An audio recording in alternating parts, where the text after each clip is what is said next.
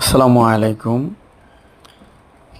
ছোট্ট এক রুম অথবা ২ রুমের অফিসে যারা ডেকোরেশন করতে চাচ্ছেন অল্প বাজেটের ভিতরে, তারা আমাদের সাথে যোগাযোগ করুন।